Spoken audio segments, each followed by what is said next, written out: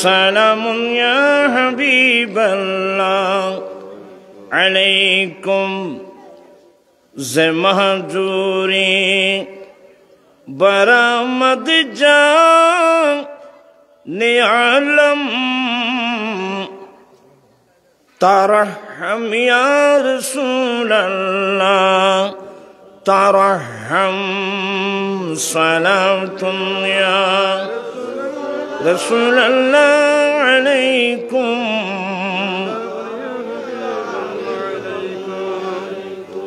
أعوذ بالله من الشيطان الرجيم بسم الله الرحمن الرحيم يرفع الله الذين آمنوا منكم والذين أوتوا العلم درجات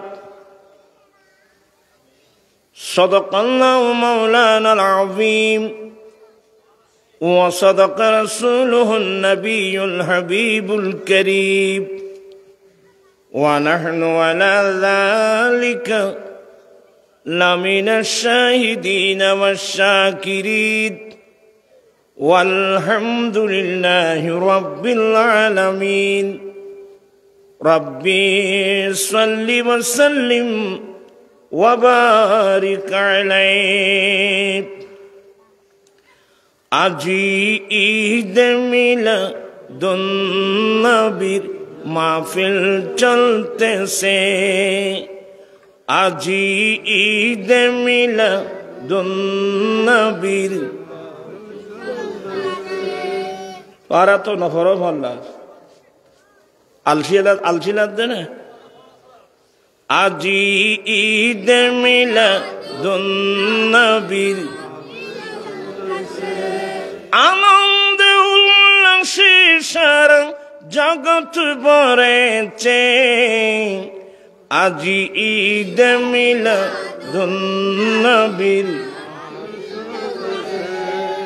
নূরের নবীর নূরি চরণ যেদিন পাইব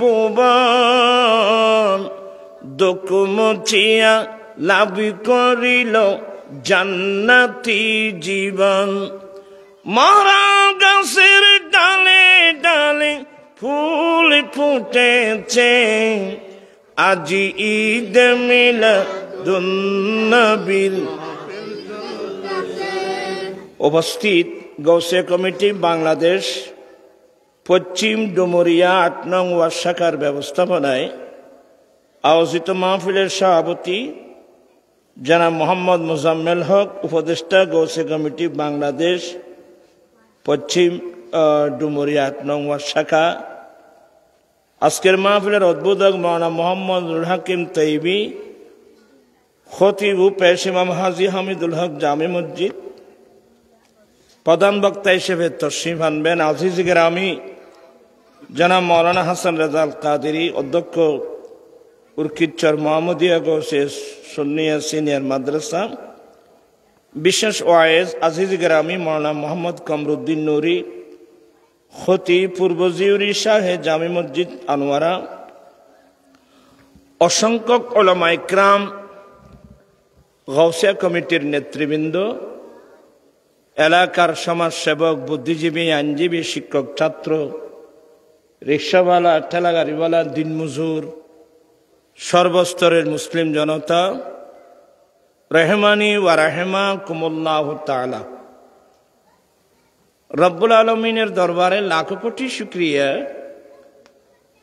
যে রব্বুল আলামিন পবিত্র চাঁদে আয়োজিত মাহফিলে যোগদান করে কিছুক্ষণ সময় কোরআন সুন্নাহর আলোচনা শুনে নিজের ঈমান আকীদা মজবুত করার, আমলে জিন্দেগি দুরুস্ত করার তৌফিক দিয়েছেন। সে রব্বুল আলামিনের দরবারে লাখো কোটি শুকরিয়া আদায় করছি। সবাই উচ্চস্বরে বলুন আলহামদুলিল্লাহ। আপনাদের শুকরিয়া আদায় করছি যারা মাহফিলে এসেছেন, যারা মাহফিল আয়োজন করেছেন, আমি প্রত্যেকের শুকরিয়া আদায় করছি। অনলাইনের মাধ্যমে যে যে দেশ থেকে যেখান থেকে আজকের মাহফিল দেখছেন, আমি প্রত্যেকের শুকরিয়া আদায় করছি। স্টেজে তশরিফ ফরমা উলামা ইকরামের শুকরিয়া আদায় করছি। রব্বুল আলামিন আমাদের আশা বসা সাহেবে দাওয়াতের ইন্তজামকে কবুল করুক। সবাই বলুন আমিন। আসলে আমি বেশিক্ষণ থাকবো না, একেবারে কোরআন পাকের ছোট একটি আয়াতে কারিমা। এখানে দুটো সম্পদের আলোচনা আছে। একটা সম্পদের নাম হলো ঈমান, আরেকটা সম্পদের নাম হলো ইলমে দ্বীন। আপনাদের কি মনোযোগ আছে নাকি? এখানে আমার দিকে আছে তো? আমরা যারা মুমিন মুসলমান আছি, আমাদের জন্য সবচেয়ে বড় সম্পদ কোনটা? আমরা তো ছোটবেলা থেকে দেখতেছি অধিকাংশ মুসলমানের ছেলেরা একেবারে সকাল থেকে গভীর রাত পর্যন্ত একটা সম্পদের আশায় অনেক পরিশ্রম করে যাচ্ছেন। সেটা হলো টাকা পয়সা, জায়গা জমিন। এগুলো শুধু এখানে না, আপনি পৃথিবীর যে কোনো রাষ্ট্রে যান, আমাদের ছেলেরা আছে না, বাবা একখানা তোমার কথা একখানা ইয়া করে কই বাবা বলতে চাচ্ছিলাম, আপনি পৃথিবীর যে প্রান্তে যান, আমাদের ছেলেরা আছে। বাবা কি জন্য আসছো? বলো ওদের টাকা পয়সার জন্য তো আসলাম। এগুলো কিন্তু আমাদের জন্য ফরজ না। আমি কিছু অপ্রিয় কথা বলবো। আমরা যারা মুমিন মুসলমান আছি, আমাদের জন্য এক নম্বর সম্পদ হলো ঈমান। কারণ আপনি হাজার হাজার কোটি টাকার মালিক ধরে নেন, একেবারে 2-4-10 জন সম্পদের মালিক, বিল্ডিং এর মালিক, কিন্তু আমরা প্রত্যেকে জানি যে আমার হায়াত যখন শেষ হয়ে যাবে, আল্লাহর পক্ষ থেকে আজরাইল আলাইহিস সালাম এসে আমার প্রাণটা নিয়ে যাবে। আছে না? কেন কোনো ভুল আছে? তা আপনার বিল্ডিং কোথায়, জায়গা কোথায়, জমিন কোথায়? যেগুলোর পিছনে এ টাকা পয়সা, জায়গা জমিন অর্জন করার জন্য জীবনে সময় দিতে গিয়ে আপনি দেখবেন যে অনেক ছেলেরা 5 ওয়াক্ত নামাজ পর্যন্ত পড়ে নাই। নামাজ কোথায় যাচ্ছে এ খবর পর্যন্ত অনেক মুসলমানের নেই। অথচ নামাজ এটা ফরজ। এক ওয়াক্ত একটা নামাজ যদি এক পাল্লায় দেওয়া হয়, সারা পৃথিবীর দৌলত যদি এক পাল্লা হয়, আল্লাহর একটা ফরজের সাথে মোকাবেলা করতে পারবে? আসলে আমার আশ্চর্য লাগে এগুলো। তা আসলে সমস্যা কথা জানেন? সমস্যা হলো আমাদের পরিবেশ নষ্ট। আমরা মুসলমান ঠিকই, আমাদের শিক্ষানীতি অশুদ্ধ, রাষ্ট্রনীতি অশুদ্ধ, পরিবেশ অশুদ্ধ, যার কারণে আমরা আমাদের ব্রেইন কভার করতেছে না। আমি কোন ঘরে আসলাম, কোন নবীর কলমা পড়লাম, কি করা উচিত ছিল, আমি কি করছি, এসব প্রশ্নের কোনো উত্তর আমাদের কাছে নেই। কিন্তু মনীষীরা বলেন, ভাবিয়া করিও কাজ, করিয়া ভাবিও না। আমি আপনাদেরকে শুধুমাত্র সামান্য কথা বলবো। আমরা যারা মুমিন, আমাদের সবচেয়ে বড় সম্পদের নাম কি বাবা? ঈমান। ঈমান থাকলে আমার দাম। কারণ আল্লাহ কোরআন শরীফে কি বলছেন? বিসমিল্লাহির রাহমানির রাহিম ওয়ালিল্লাহিল ইজ্জাতু ওয়ালিরাসূলিহি ওয়ালিল মুমিনিন। ইজ্জত সম্মান আল্লাহর জন্যে, ইজ্জত সম্মান রসুলের জন্যে, রসুলের পরে ইজ্জত সম্মান সারা পৃথিবীর মুমিন বান্দাদের জন্যে। সুবহানাল্লাহ। আপনারা যারা স্কুল কলেজের ছাত্র খুব মনোযোগ সহকারে কথাগুলো শুনবেন। আমি অনেক জায়গায় বলছি, বাংলাদেশ সরকার আমাদের একটা বাৎসরিক রাষ্ট্রীয় বাজেট দিবে, ইন্ডিয়া সরকার একটা বাজেট ঘোষণা করবে, পাকিস্তানের সরকার একটা বাজেট ঘোষণা করবে। এশিয়ার হোক, আমেরিকার হোক, আফ্রিকার হোক, সাউথ আফ্রিকার হোক, যে দেশেরই হোক, ওরা একটা রাষ্ট্রীয় বাজেট ঘোষণা করবে না? রাষ্ট্রীয় বাজেট ঘোষণা করবে। ও রাষ্ট্রীয় বাজেট শিক্ষা খাতে হতো, চিকিৎসা খাতে হতো, বিভিন্ন মানে কোথায় কতগুলো খরচ করা হবে। কিন্তু ভাইজান, সবাই মহব্বতের লোক, আমার মেমোরিতে রাখতে হবে যে আমার ইজ্জতের বাজেট কোথায়, আর আমার ইজ্জতের বাজেট কে দেবে? আমরা যখন প্রথম ক্লাসে পড়ছিলাম, ওই যে ইয়াজদোহম বল, তখন তো নাম ভিন্ন ছিল ক্লাসের নাম, এখন তো আজকাল ক্লাসের নাম ভিন্ন। প্রথম শ্রেণী, দ্বিতীয় শ্রেণী, তৃতীয় শ্রেণী। আমাদের আমলে এগুলো নাম ছিল, আমাদের নাম ছিল ইয়াজদোহম, দহম, এগুলো। তো ওখানে একটি ছোট্ট একটি কিতাব ছিল, ফার্সি কি ফয়লি কিতাব, ফার্সি ভাষার আর কি। এই ছোট একটা পুস্তিকা, ফার্সি কি পয়লি কিতাব, তার লাস্ট পৃষ্ঠায় কিছু কবিতা ছিল ফার্সি ভাষার। তন্মধ্যে প্রথম হলো মর্দ বায়ত খেহার কুজা বাসত ইজ্জতে খেস্তনে নেগাদারত। মানুষ যেখানে যায়, শাশুর বাড়িতে যাক, বন্ধুর বাড়িতে যাক, বিদেশে যাক, মানুষ যেখানে যায় সব সময় মানুষ নিজের সম্মানের প্রতি খেয়াল রাখে। কি বললেন আপনার? আমি কি বুঝাতে পারলাম? মানুষ সব সময় নিজের সম্মানের প্রতি খেয়াল রাখে। একটু অসম্মান মনে হলে অনেক মানুষ বিয়ের বাড়ি থেকে চলে আসে না? মানুষ সব সময় সম্মান মর্যাদার প্রতি মানুষ খেয়াল রাখে। এখন আমার প্রশ্ন হলো, সম্মানের বাজেট দাতাকে আপনি সম্মান পাইলেন কই?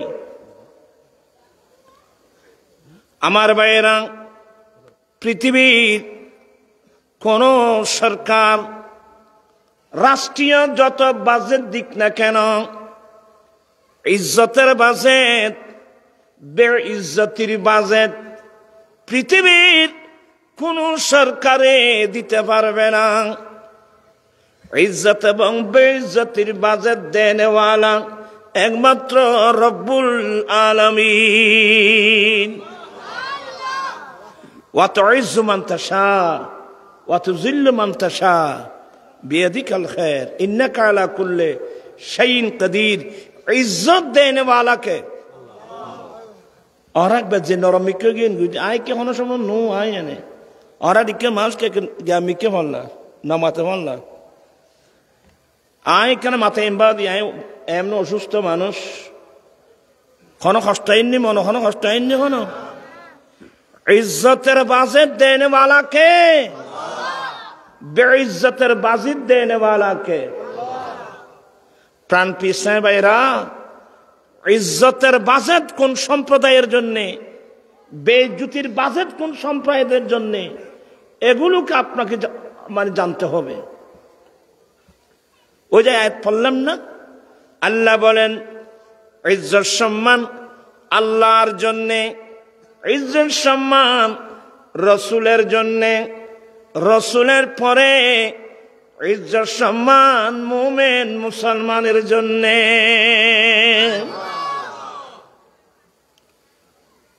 এতটুকু বুঝাচ্ছে। এবার আরেকটু সামনের দিকে যান। বিসমিল্লাহির রাহমানির রাহিম। ওয়ালা তাহিনু ওয়ালা তাহজানু ওয়া আনতুমুল আলাউনা ইন কুনতুম মুমিনিন। আল্লাহ বলেন, বান্দা তোমরা চিন্তিত হবে না, দুঃখিত হবে না, তোমরা সবার উপরে থাকবে, বিশ্বে তোমাদের নেতৃত্ব চলবে। তবে একটি কন্ডিশন আছে, সত্যি যদি তোমরা মুমিন হয়ে থাকো, সত্যি যদি তোমরা কি হয়ে থাকো, মুমিন হয়ে থাকো। প্রাণ পিসাইবেরা পৃথিবীতে প্রায় 200-র উপরে, 200 কোটির উপরে সারা পৃথিবীতে মুসলমান। তো এত মুসলমান দিয়ে কি করব? আমার প্রশ্ন হলো, মুমিন কয়জন? একটা লজিক মনে রাখবেন, কুল্লু মুমিন মুসলিম, প্রত্যেক মুমিন মুসলমান, কিন্তু প্রত্যেক মুসলমান কি না? মুমিন না। বিশ্বের 200 কোটির উপরে কি আছে? মুসলমান আছে। আমার প্রশ্ন হলো, এত মুসলমান দিয়ে কি করবো? মুমিন কয়জন? হুজুর মুমিন কাকে বলে? আসছেন যখন একটু কষ্ট করে পড়েন। কলা কি পড়তে পারবেন? তোরা ভুল পড়ান না রে। কলা রাসূলুল্লাহি সাল্লাল্লাহু আলাইহি ওয়াসাল্লাম লা ঈমানা লিমান লা মুহাব্বাতা লাহু। আমার দয়াল নবী বলেন, যার অন্তরে আমি নবীর মুহাব্বত নাই, তার কাছে ঈমানও নাই। যার অন্তরে আমি নবীর মুহাব্বত নাই, তার কাছে আর মাথায় যখন কষ্ট চলে কেউ বললার সাহেব ফর আদে ফন্না ফর আসছে কিছু ফরাই নেই, এনে তো বলতে না। মাদ্রাসা তো গুয়া যাইতে না পাইব, মা বলে পাই দেন মাদ্রাসা পাইনি ব্যাক কোন স্কুল লেগে গুলি কেজি স্কুল, কিন্টার গার্ডেন, আশা প্রত্যাশা, না জওয়ান ব্রাক, ব্যাগুন লেগে মুসলমান হবা মাইব আসার জানা ব্যাগুন। এবার আরা সিডিঙ্গা বাসা হয়ে যাবা, জানলাই নাই তাহলে মেজাইনে বাড়ি তো নাই। ফোরা খোয়াইলে বিড়ে এবে বাদ মাসে ফুয়ে বেড়াই চায়। আল্লাহর নবী বলেন, আনা মদিনাতুল ইলমে ওয়া আলিয়ুম বাবুহা। আমি নবী জ্ঞানের শহর, এই শহরের দরওয়াজা আলী। আনা দারুল হিকমতে ওয়া আলিয়ুম বাবুহা। আমি নবী বিজ্ঞানের ঘর, এই ঘরের দরওয়াজা আলী। আমার নবী বলেন, বুইস্তু মুআল্লিমা। আমি শিক্ষক হিসেবে প্রেরিত। ও আমার ভাইরা, যেই রসুল সারা পৃথিবীর শিক্ষক, সেই নবীর উম্মত আমরা কোনোদিন অজ্ঞ থাকতে পারি না, ঠিক কিনা? নবীর শিক্ষাগুলো কই বলেন তো? দেখেন ইয়াদ থজ্জে না তো আনোয়ারাত থজ্জে ফটিয়া হাসানো আর ওচাডিয়ে দি ফটিয়া ইয়া আনোয়ার লয় না ফটিয়া ইয়ে বর্ডারে হস্টন নাইবে বুড়ো মানুষ লোক। আল্লাহুম্মা সাল্লি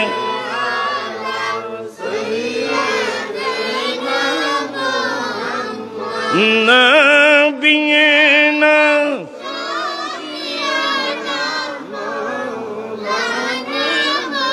বন জঙ্গলার বাক হরিণে চিনিল দয়াল নবীকে হর মানব হয়ে চিনিলি নারে দুঃখ সৈয়দিনা নবিয়েনা শফিয়েনা মাওলানা মুহাম্মদ। আমি আপনাদেরকে যেগুলো বুঝাচ্ছিলাম শ্লোক নাম শুনছেন তো না? অনেকে পাগলা শমসু বলতো। আমাদের সাথে খুব ভালো সম্পর্ক ছিল। মাস্টার শমসুলক মারা গিয়েছে। মারা যাওয়ার পরে ওনার ছেলে মেয়ে আছে না, ছেলে আছে না, ওনার ছেলে মাকে বলছে, মা আমার আব্বা তো মারা গেল, নমিনি আমাকে করে দে। তোমরা ছেলের এগুলো শোনো। আজকে আমাদের পরিবেশ এভাবে কেন হলো? মা নমিনি আমাকে করে দে, বলি তোমাকে কেন করব? বরং আমাকে করতে হবে।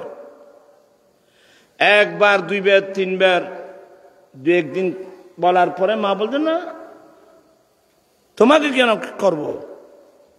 তোমার আব্বা মারা গেছে, রসুলের পাকের সুন্নাত মোতাবেক, কোরআন শরীফ মোতাবেক ফরজ হবে, যে যা পাবে তা পাবে, বরং আমাকে দিতে হবে। এক পর্যায়ে এই মাথাল ছেলে কোমর থেকে পিস্তল বের করে মায়ের মাথায় গুলি করে মেরে ফেলছে। শুনছেন? শুনেন নাই? পত্রিকায় দেখেন নাই? এবার বলুন, ছেলে কিভাবে মায়ের মাথায় গুলি করতে পারে? ছেলে কিভাবে বাবার মাথায় গুলি করতে পারে? ছেলে কিভাবে মা বাবার গায়ে হাত উঠাতে পারে? দোষটা কিন্তু ছেলেদের না, দোষটা আমাদের। আমরা তো নবীর কথা মানি নেই। নবীর নির্দেশ মোতাবেক ছেলে মেয়েদেরকে যদি কোরআন সুন্নাহর শিক্ষা দিয়ে খাঁটি মুসলমান হিসেবে আমরা গঠন করতাম, এই ছেলে মা বাবার সাথে আর এ ধরনের বেয়াদবি করতে পারত? তা আমরা তো ওগুলো দিই নেই। আল্লাহর নবী বলেন, কুল্লু মাউলুদিন ইউলাদু আলাল ফিতরাতি ফাআবওয়াহু ইউহাবিদানিহি আও ইউনাসসিরানিহি আও ইউমাজ্জিসানি।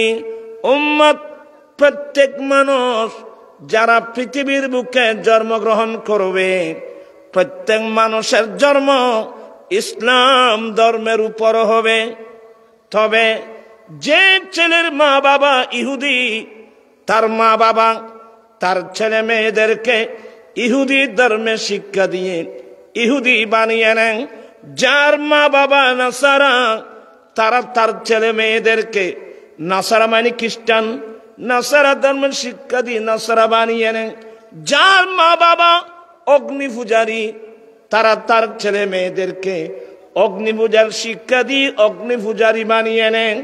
এখন আমার প্রশ্ন হলো, আমার জন্ম ইসলামের উপর, আমার বাবাও মুসলমান, আমার মাও মুসলমান, অতএব আমার মা বাবার ঈমানি নৈতিক দায়িত্ব ছিল আমরা ছেলে মেয়েদেরকে কোরআন সুন্নাহ শিক্ষা দিয়ে খাঁটি মুসলমান হিসেবে গঠন করা। আমি জানতে চাচ্ছি, আমরা কি এই দায়িত্বটা পালন করেছি? আমি কি ছেলে মেয়েদেরকে কোরআন সুন্নাহ শিক্ষা দিয়ে খাঁটি মুসলমান হিসেবে গঠন করার মন মানসিকতা আছে? তো এই ছেলেরা মা বাপ চিনবে কোত্থেকে? আল্লাহর নবী বলেন, হে আমার উম্মত, তোমরা ছেলেদের জান্নাত তোমাদের মা বাবার পায়ের নিচে, তোমাদের মা বাবার পায়ের নিচে ছেলেদের জান্নাত। মুসলিম শরীফের হাদিস। আমার নবী বলেন, যেই ছেলে দৈনিক একবার মা বাবার চেহারার দিকে মায়ার দৃষ্টি দিয়ে দেখবে, আমার আল্লাহ কবুলকৃত একটি হজের সওয়াব দান করবেন। একজন সাহাবা প্রশ্ন করল, নবী গো, তো কেউ যদি ডেলি 100 বার দেখে? আমার নবী বলেন, আল্লাহু আকবার, আল্লাহ মহান, বিদায় যেই ছেলে দৈনিক 100 বার মা বাবার চেহারার দিকে মায়ার দৃষ্টি দিয়ে দেখবে, আহা ইনি আমার জন্মদাতা বাবা, ইনি আমার গর্ভধারিণী মা, এই কথা বলে যে ছেলে দৈনিক 100 বার মা বাবার চেহারার দিকে মায়ার দৃষ্টি দিয়ে দেখবে, আমার আল্লাহ কবুলকৃত 100 হজের সওয়াব দান করবেন। সুবহানাল্লাহ। তোরা বলে কিরত ধরে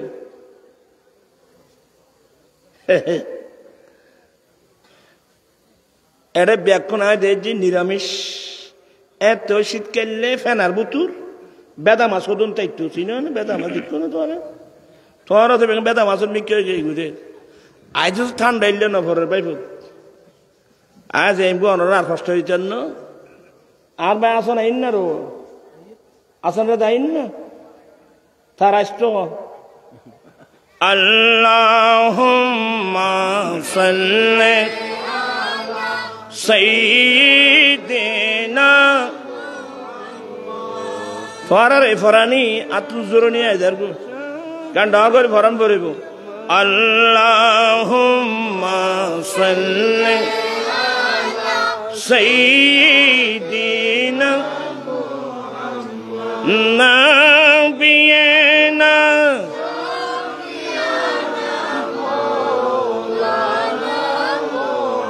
আল্লাহ তুমি দয়া করো নসিব করো মদিনা, আল্লাহ তুমি দয়া করো নসিব করো হর নবীজিকে না দেখাইয়া কবর দেশে নিও না, আল্লাহুম্মা সাল্লি সাইয়্যিদিনা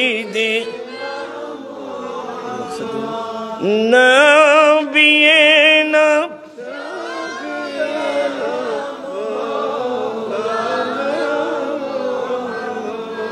আর কষ্ট আয় দেখির বাদী একজন সাহাবা নবীর কাছে প্রশ্ন করলেন, হুজুর তো মা বাবা যদি আমাদের উপর জুলুম করে, তোমরা ছেলেরা এগুলো ভালো করে শোনো, হুজুর মা বাবা যদি আমাদের উপর জুলুম করে, আমার নবী কি উত্তর দিয়েছেন জানেন? ওয়াইন জুলিমতুম ওয়াইন জুলিমতুম ওয়াইন জুলিমতুম, যদি বা তোমাদের উপর জুলুম করা হয়, যদি বা তোমাদের উপর জুলুম করা হয়, যদি বা তোমাদের উপর জুলুম করা হয়, তারপরেও মা বাবাকে মানতে হবে।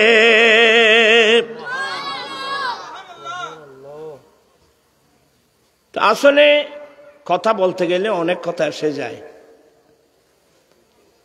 এই যে ছেলেরা মা বাবা চিনে না, আচ্ছা বলেন তো, আপনি ব্যবসা করেন, আপনি চাকরি করেন, আপনি বিদেশ থাকেন, আপনার অর্জিত সম্পদের প্রথম হকদারকে বলতে পারবেন? মা বাবা বলেন না? ফন্নাতি ন ফর তুমি জানিবে করতেন ভাইব ফনাই ফরম ভরিব তো। আমার ভাইয়েরা, জামানার বড় বড় আল্লাহর বলি হয়েছে মা বাবার দোয়া। কার দোয়া? ফতোয়া স্বামীর মধ্যে একটা তালিকা আছে কার কার দোয়া আল্লাহর দরবারে কবুল। নবীদের পরে দ্বিতীয় নম্বরের মধ্যে মা বাবার দোয়া আল্লাহর দরবারে কি কবুল। দোয়া করুক বদ দোয়া করুক সাথে সাথে কি কবুল। অনেক জগৎ বাসা বাসা আল্লাহর ওলি হয়েছে মায়ের দোয়া। আমার ভাইরা, সুলতানুল আরফিন বায়েজিদ বুস্তামি জগৎ বাসা আল্লাহর ওলি হয়েছে, সুলতানুল আরফিন হয়েছে মায়ের দোয়া। ছেলে তোমরা এগুলো শোনো, কার দোয়া? মায়ের দোয়া। তো দোয়াটা কি? বুড়িমা সুলতান বায়েজিদ বুস্তামির নাম হলো তাইফুর। কি নাম? তাইফুর। মায়ের বুড়িমা, একজন বুড়িমা ছাড়ার কেউ নেই। ঘুমিয়েছেন, রাত যখন গভীর হলো, বুড়িমার ছেলেকে বলছেন, সাইফুর বা তাইফুর, আমাকে একটু পানি খাবো বাবু।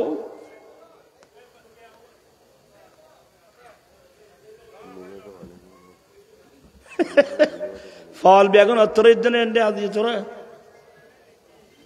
তোমার একটা মাহফিল বইয়ের তোরা আরো ঘরে আনিলি দি পাইফু আরো আয়ের কমে যাচ্ছে মিকে মানুষ।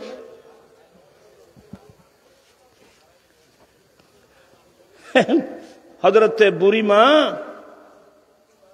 তাইফুরকে বলছে, তাইফুর বাবা আমাকে এক গ্লাস পানি দাও।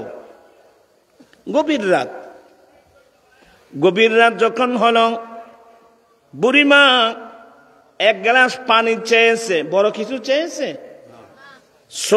ছেলে কিন্তু ছোট ছেলে। ঘরের বিসমিল্লাহ করে বিছানা থেকে উঠে কলসির মধ্যে, কলসির কাছে গেল, দেখতেছে কলসির মধ্যে কি নেই? পানি নেই। তার হইলে কলসির পানি নেই, তোমার পানি দিম করত। সুলতানুল আরফিন ওই কলসি নিয়ে গভীর রাত ওই পাহাড়ের পাদদেশে চলে গেল। এবারে উস হয় যায় না, ইতারা ভালো চিন্তা এগুলো ফার সাইডে সাইডে পানির উস, একদম পরিষ্কার পানি এগুলো। আমার ভাইয়েরা, সুলতানুল আরফিন তাইফুর ছোট বাচ্চা ওই কলসি নিয়ে কোথায় চলে গেল? তোরা বোতল বোতল দূর আয়, তোর তো পানি করে দিলাম না, তোরা ওয়াজ গুলোর জন্য বুঝত দে। কইলাম তো ফল এখন অত্তরের দে, আজ এক অত্তরের দে।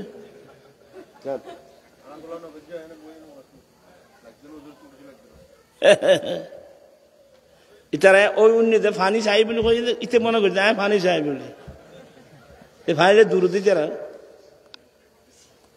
এলে পানি এলে বোতল নদ্যু, বোতলের পরে গ্লাস দিবে, বোতলের তো পানি না খাইও, গ্লাস করে পানি খাইবে। বলতে চাচ্ছিলাম, আচ্ছা তোমার রাখো রাখো, তোমারা যে যে দূর শূন্য হরি আদা নিকে আদা নিকে ন বুঝু। আজ চাষা গো বলে উজুর গো ওয়াজ করছি দে বাদ এক গেলা তোমার পানি ন হো দিবে নাই, তোমার ওয়াজ ন বুঝে এম করছি এড়ো বাপ উজুর গো ওয়াজ করছি দে খজ বাপ উজু বানাই বেলা ফানি টানি না ফাইলি বুড়া মানুষ হঠাৎ দেবে মেডিও নাই, খজ গো নতুন ফাতিলে লইবে। কি কই দে মানুষ নামাতে নামাতে দে এবে ওই নতুন শব্দ এবে নে ফাতিলে উনি কথা বুঝছো না? কাদের নতুন ফাতিলে মি দিয়ে আত্মারি কি করি ফেলাইবে। আশা সাহেবে ওয়াজ নুননি আরেকদিন এলে সমস্যা ইয়ের সমস্যা হলে অসুবিধা কি হচ্ছে না, উজুর ওয়াজ কিছু উন্নীত এবার যায় ফাতিলে আনি ফাতিলে কন্য ফাতিলে আনি আত্মারি বান্ধবীলে ডেকে নই এখন তোমার ওয়াজ এলে গিয়ে ভাই আয় খড়াইলে আমি ওটা নামের ব্যাপার ওয়াজ একখানা আগে করে শূন্য তো ওয়াজ বুঝতে আসবে। আচ্ছা যাই হোক, সুলতানুল আরফিন ওই গভীর রাত, ছোট বাচ্চা, গভীর রাত কলসি নিয়ে, কলসি ফুরায় এনে এক গ্লাস পানি নিয়ে মায়ের বিছানার পাশে যখন গেলেন, দেখতেছেন মায়ের ঘুম এসে গেছে। আমার মায়ের তো ঘুম এসে গেছে। তখন আর ওই লোক মা ঘুম গিয়ে গুই, আয়ে ঘুম যাই গুই। সাইফুল পানির গ্লাস নিয়ে দাঁড়িয়ে আছে। আমার আম্মি যান তাহাজ্জুদের নামাজ পড়ার জন্য উঠবে। হযরতে সুলতান আরিফের আম্মা যখন গভীর রাত তাহাজ্জুদ পড়তে উঠলো, দেখতেছে পাশে বিছানা পাশের ছেলে। সাইফু, তুমি কি করছো?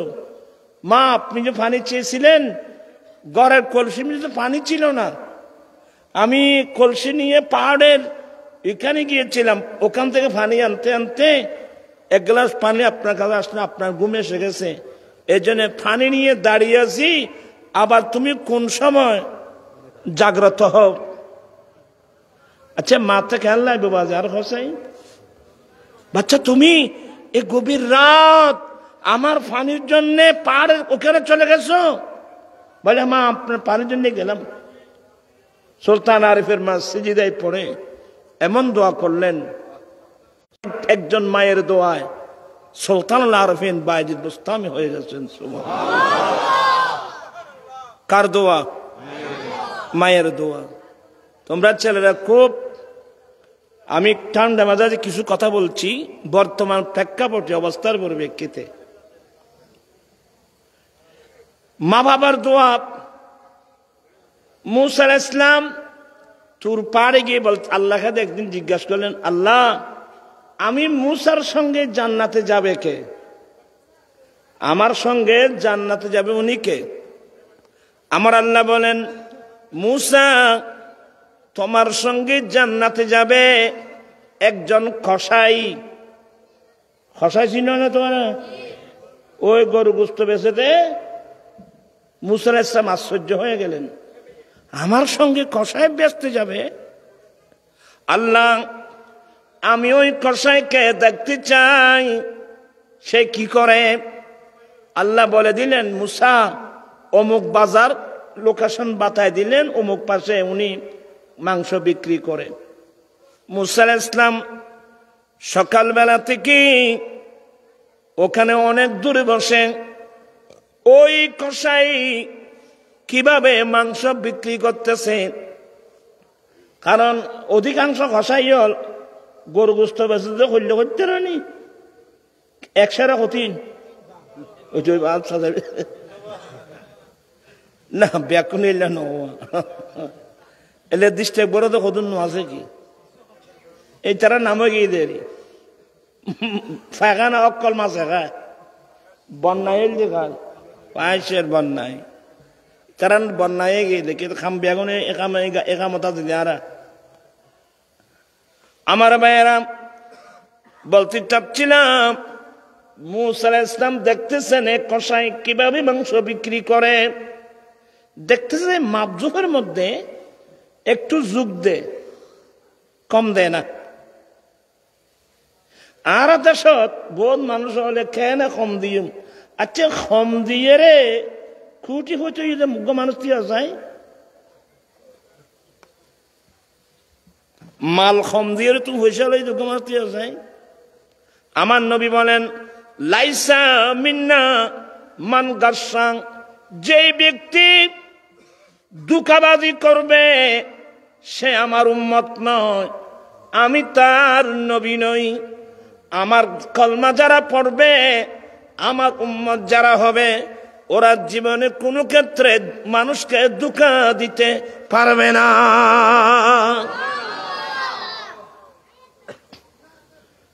এলে মাইসুর দুঃখা দাদা আছে না রবা আর কেউ নাই যে আর কে আয় কে আর জানি দেখি না বাদি এত তারা আরো গোস্ব দেবে আবার। বলতে চাচ্ছিলাম মুসা আলাইহিস সালাম দেখতেছেন এ কসাই কিভাবে মাংস বিক্রি করে, অত গোস্ত বিক্রি করে, দেখি যুগ দেয়, কম দেয় না। মাংস গোস্তগুলো বিক্রি শেষ করে ওরা যখন বাড়িতে যাচ্ছে, মূসা আলাইহিস সালাম পিছনে পিছনে যাচ্ছে। এই বাড়িতে গিয়ে কি করে দেখব? এ কসাই গোটা দিন গোস্ত বিক্রি করেছে, ঘরে গিয়ে তো কসাইদের মধ্যে একটা নিয়ম, সামান্য কিছু গোস্ত থাকলে এগুলো রান্না করে দেখলো সে নিজের হাতে রুটি বানাচ্ছে। এদিকে মূসা ইসলাম দূর থেকে ডাক দিলেন, ভাই আমি একজন মুসাফির। ওই যুগে মুসাফিরদের একটা সিস্টেম ছিল, মানুষ অনেক সময় রাতের বেলায় আগুন জ্বালিয়ে দিত।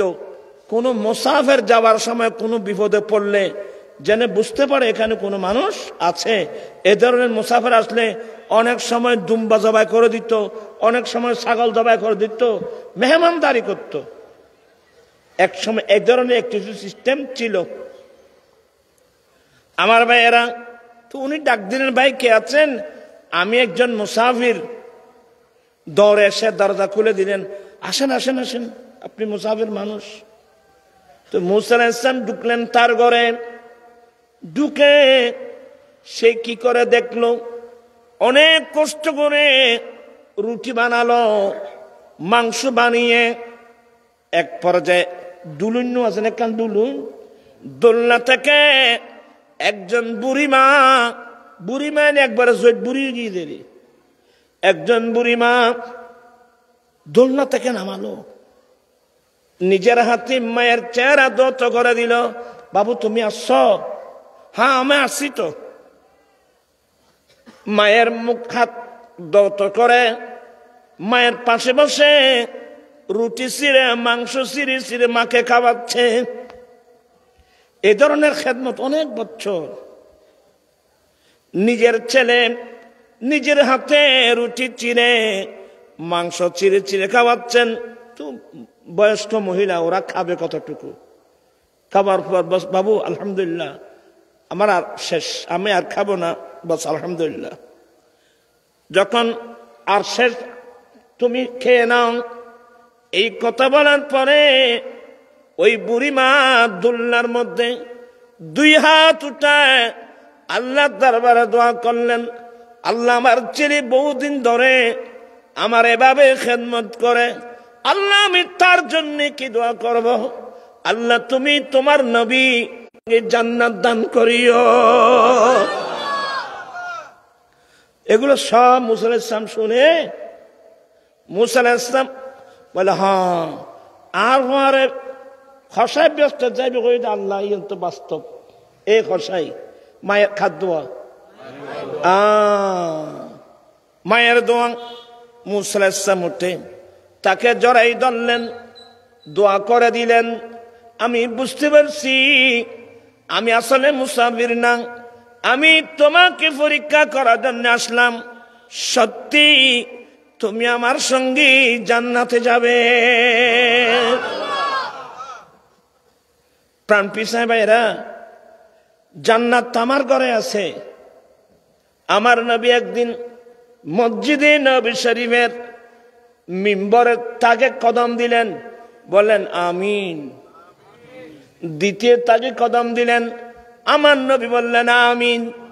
তৃতীয় তাকে কদম রাখলেন, আমার নবী বললেন আমিন। সাহাবা একরাম জানতে চেয়েছেন, নবী গো কাউকে তো দোয়া করতে শুনলাম না, দেখলাম না, আপনি এগুলো তো কেউ দোয়া করলে সেই দোয়াটা কবুল হওয়ার জন্য কি করে? আমিন বলে। আমি এখানে তো কাউকে দোয়া করতে দেখি নেই। আমার নবী বলেন, এই আমার সাহাবা একরাম, আমি যখন এই মিম্বরে প্রথম থেকে কদম রাখছিলাম, আমার পাশে জিবরিল আলাইহিস সালাম এসে দোয়া করেছেন। কি দোয়া? যে ছেলে মা বাবা পেয়েছে, যেই ছেলে মা বাবা পেয়ে মা বাবার খেদমত করে দুনিয়া থাকতে জান্নাত অর্জন করতে পারে নাই, ওই ছেলের উপর আল্লাহর অভিশাপ। আমার নবী বলেন, আমি জিবরিলের এই দোয়াটা সমর্থন করে বললাম যে আমিন, আল্লাহ তুমি কবুল করো। কি মানে বুঝছেন? যেই ছেলে মা বাবার মতো সম্পদ পেয়ে মা বাবার খেদমত করে অন্তর জয় করে দুনিয়া থেকে জান্নাত নিতে পারে নাই, জান্নাত অর্জন করতে পারে না, তার উপর আল্লাহর অভিশাপ। এরপরে আমি যখন দ্বিতীয় তাকে কদম রাখলাম, জিবরিল আরেকটা দোয়া করলেন, যেই ব্যক্তি রমজান শরীফের মতো মাস পেয়ে, রমজান শরীফের মতো মাস পেয়ে আল্লাহর কাছে কেঁদে কেঁদে ইবাদত রিয়াজত করে কামাচ্ছে, নিজের জীবনের গুনাহগুলো মাফ করাতে পারে নাই, তার উপর আল্লাহর অভিশাপ। আমি নবী সমর্থন করে বললাম আমিন। তোরা তো রমজান আখেরি রমজান 10 দিন আইলি, মানুষের মসজিদ এত কাপ লেবেল নাইনি, আর বাপে দেখলে বৌরলে জোটা কিন্তু মার্কেট দূর যায় ইয়েল কুরু দেখি বহুত আছে তো একা ধরো করে তোরা কষ্ট হয়ে যাবে, কথা বুঝছো না? রমজান কা মহিনা বারং বল, এগুলো আমার দয়াল নবীর রসুল আমরা পেয়েছি। কোন নবীর উম্মত রমজান শরীফ পাই নাই? রোজা পেয়েছে ঠিকই, এতগুলো রোজা পাই নাই, রমজান শরীফ পাই নাই। কলা টিপা ভরতে লাগবে না, আয় মফত ভরাই দি, তোর এখন আর বসেও দিচ্ছি না, এনে ভরাই দিয়ে দি, আল্লাহর ওয়াস্তে ভরাই দি। কলা রাসূলুল্লাহি সাল্লাল্লাহু আলাইহি ওয়াসাল্লাম ইযা দাখালা রমাদানু ফুতিহাত আবওয়াবুস সামা। আচ্ছা ওরা কষ্ট পায় এনে পড়ে, আল্লাহর নবী বলেন উম্মত, মাহে রমজানের চাঁদ যখন উদয় হবে, যখন তোমাদের কাছে প্রবেশ করবে, রমজান মাসের আগমনে রমজানের চাঁদ উদয় হওয়ার সাথে সাথে সাত আসমানের দরওয়াজাগুলো একসাথে খুলে দেওয়া হয়, জান্নাতের দরওয়াজাগুলো একসাথে খুলে দেওয়া হয়, রহমতের দরওয়াজাগুলো একসাথে খুলে দেওয়া হয়। এই বুড়ো বুড়ি ছাড়া হইতে পারিব আর ছোটবেলা তো আমরা ছোটবেলায় তারা আসরের নামাজ পড়তাম মসজিদে, নামাজ আসরের নামাজ শেষ করে সবাই কেউ ঘরের ছাদের উপর উঠতাম, কেউ গাছের উপর উঠতাম, কেউ ওখানে উপরে জায়গায়, মানে কার আগে কে রমজান শরীফের ছাদ দেখে। ওয়া এই লেখান জিনিস আসিল না রে, ওয়া কার আগে কনে ছাদ দেখে। মাই হলো ইটারা ঘরের পিছু দি বাইরে দিকে সানুটিনি সাহিত্য রমজান শরীফ, মানুষের মধ্যে একটা এমন একটা আগ্রহ ছিল, কিন্তু বর্তমানে আছে না রোয়া। এটা রমজান খারাপ হয় না দুদিনে তো নসিব খারাপ হইলে ভাই ভূত গরিবের কিছু নাই। এবার আর মুরব্বী লোক হয়ে যারি হজবার জাল্লাই নাই, তাহলে মেজে বাড়ি তো নেই। তৃতীয় নম্বর দোয়া, আমার নবী বলেন, আমি যখন তৃতীয় থাগের মধ্যে কদম রাখছিলাম, জিবরিল আরেকটা দোয়া করলাম, ইয়া রাসূলুল্লাহ,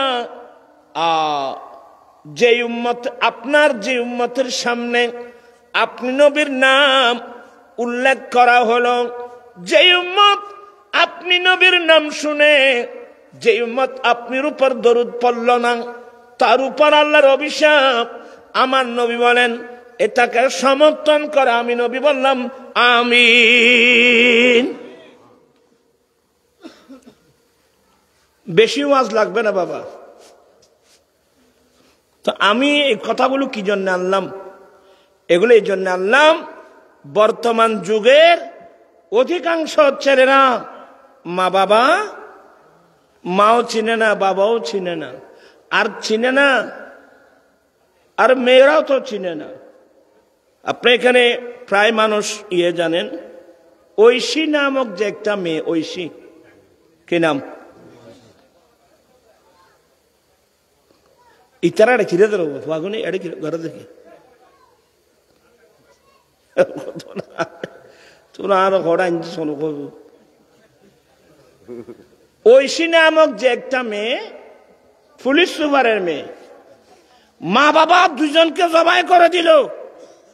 পত্রিকায় লেখছে এই মেয়েটা কি করে, নেশা করে। আপনারা জানেন আমি একজন মোল্লা মানুষ, এগুলো আমার কাজ না, এগুলো সরকারের কাজ। আজকে 15 বছর পেরিয়ে এখন 16 বছরে পড়ছে। যৌতুকের বিরুদ্ধে আন্দোলন, মাদকের বিরুদ্ধে আন্দোলন। কারণ ওয়া সাজা দান রুইদেন দে আগাছা উঠতি, তা আগাছা কি ফালি বেজে না আরি বেজে তোরা রে সেডিংকে বসানো কইলে বুঝতে না।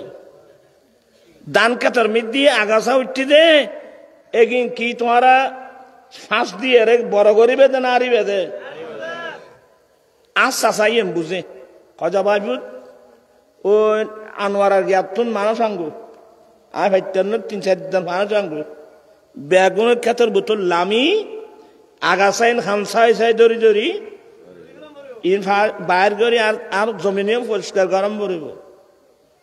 কিরে বাসা থা ইন কিতে লাগিব দে হয় দেখুন নবাসুত রোয়া রোজ কত কষ্ট করি এড়ে আগাছা উড়ে ঘুরে রই তার দি হন তোরে রে তো সদি নাই ইন পরিষ্কার করি বেড়াই দি কে আর ইন তাক না সদি কিতাইতু ইন তাকিলে বাইব আর রোয়ার গোছা থাকব না আর আসল ফসল কি হইব, নষ্ট হইব।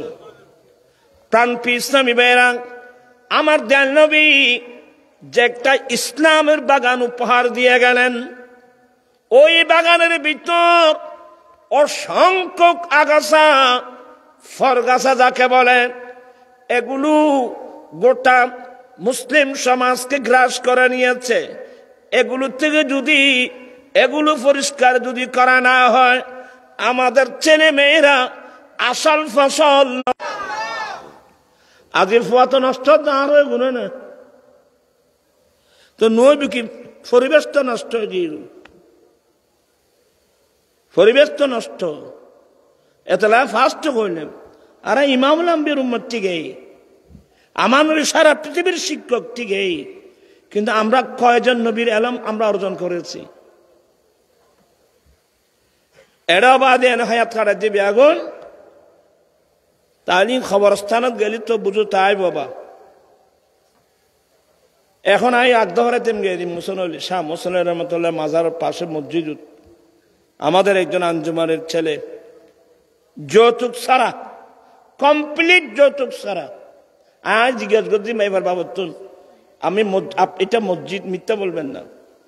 ছেলে খাবার দাবি করছে বললেন না, ফার্নিচার দাবি করছে বলেন না, তারপরে কোন টাকা পয়সা দাবি করছে বলেন না। আমি বললাম আমি আগদ পড়াবো না। আজকে যে বিয়ে তো হচ্ছে আমাদের দেশে, নবীর সুন্নত মোতাবেক বিয়ে কয়টা হচ্ছে? ইয়ে নানোয়ারা না দুলরে ইসা মাছ নাও দিতে বিয়ে ভাঙি করতে না, দুলরে কিনা দেবে। আচ্ছা দুলরে ইসা মাছ দান ভরবিন কোনো কিছু কথা না রো এ জার্গনীতি আনলে হতুন তোরা এড়ে তার ওয়াজিন তোর থেকে কম লাগতো না বাজি আয়োলেন দে খাসরা পরিষ্কার করিয়ে মানুষ। এগুলো যদি পরিষ্কার করা না হয় আমাদের ছেলেরা নষ্ট হয়ে যাবে, আমাদের মেয়েরা নষ্ট হয়ে যাবে, মন মানসিকতা নষ্ট হয়ে যাবে। আমি গত কোরবানির আগর কোরবানির সময় আমি দিল্লি অ্যাপোলো হসপিটালে চিকিৎসা করে দুবা হয়ে আমি কাতার গেলাম। ফেসবুকে দেখলাম হাটাদারির এক জায়গায় মেয়েটার বিয়ে হলো, নতুন বিয়ে হলো। তো মেয়ের বাবার পক্ষ থেকে বিয়ের বাড়িতে কোরবান উপলক্ষে কি ফাটিয়েছে, ছাগল ফাটিয়েছে। এ গরু না ফাটিয়ে ছাগল কেন ফাটালো? এ জালেম এ মেয়েটাকে মারতে মারতে মারতে সাম মেরে ফেলছে। আমার ভাইরা আইয়ামে জাহেলিয়ত ছেড়ে গেছে, লজ্জা নাই কিচ্ছু নেই। এগুলা কি দেখতেছে? আমার নবীর সুন্নত কই? আমার জীবন মরণ সাজাবো মাদানী রঙে আমার জীবন মরণ মাদানী সেই রঙে রঙিন হলে আল্লাহ রসুল থাকবে আমার সঙ্গে আমার জীবন মরণ সাজাবো মাদানী আমার জীবন আমার মরণ আমি সাজাবো মাদানী রং দিয়ে মাদানী রঙের অর্থ হলো আমার দয়াল নবীর সুন্নাত দিয়ে আমি এখানে বলছি এই যে তুমি দুনিয়ার মায়া ফেলে দুনিয়ার সিস্টেম বাদ দিয়ে বুক ভরা নবীর প্রেম নিয়ে যে যৌতুক ছাড়া বিয়ে করছো একটা সুন্নতের উপর আল্লাহ আপনাকে 100 শহীদের সওয়াব দান করবেন সুবহানাল্লাহ আল্লাহর নবী বলেন মান তামাসসাকা বিসুন্নতি ইনদা ফাসাদি উম্মতি ফালাহু আজরু 100 শহীদ উম্মত ফিতনা ফাসাদের যুগে যে উম্মত আমি নবীর একটা সুন্নাত মজবুত করে ধরবে আল্লাহ তাকে 100 শহীদের সওয়াব দান করবেন সুবহানাল্লাহ আলহামদুলিল্লাহ খুশি হবেন আমার অনেক কষ্ট হয়েছে অনেক কষ্ট এখনো হচ্ছে আমার লক্ষ লক্ষ টাকা ব্যয় জাতিকে বুঝাতে গিয়ে অনেকে গালি শুনতে হলো আমার আর বহুত জোরে হলো যৌতুক বিরোধী ওয়াজ দেন পারে হয়তো নুরি সত্য না কোনো ওয়াজ নাই আগে আর গান আগে করি তুই আর গান তুই করছো না আর সাহায্য কথা আর গান তুই কর এক গান করি তো আপনারা খুশি হবেন এই 16 বছর পর্যন্ত গুনাহগারের আন্দোলন এখানে না দুবাই মাস্কাট কাতার সৌদিয়া এখানে অনেক অনেক ছেলেরা হয়তো থাকতে পারে আমার মাহফিলে যারা ছিলে ওই ছেলে ওইখানে আসে একটু গত রবিউল আউয়াল আগের রবিউল আউয়াল তো গোটা মাসব্যাপী মস্করে মাহফিল করেছি একেবারে স্টেডিয়ামের মাঠ খোলা মাঠে ওমানিরা পাগল আমার জন্য অনেক পাগল ওমানিরা পর্যন্ত ওরা তো অনেক ভিডিও করে করে তথ্য পাঠাচ্ছিল কোথায় তাদের মেন ঘাঁটিতে